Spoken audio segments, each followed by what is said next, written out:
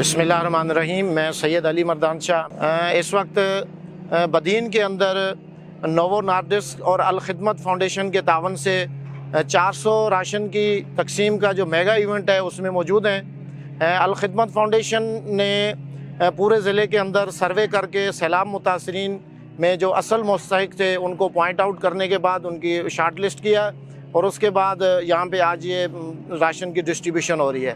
हम नोवो नार्डिस्क के शुक्रगुज़ार हैं कि उन्होंने अल खिदमत पर एतमाद किया और इस मेगा इवेंट को मुनक़्क़द करने में हमारी मदद की। अल खिदमत फाउंडेशन ने पूरे ज़िले के अंदर इससे कबल भी 1000 राशन डिस्ट्रीब्यूट किए हैं, पका पकाया खाना, उसके अलावा मच्छरदानियाँ और दूसरी जो ज़रूरियात ज़िंदगी हैं वो भी मुस्तहिकीन तक पहुँचा चुके हैं। तो हम एक बार फिर नोवो नार्डिस्क के शुक्रगुज़ार हैं कि उन्हीं के तावन से ये मेगा इवेंट बदीन के अंदर अल खिदमत के प्लेटफार्म से मुमकिन हो सका।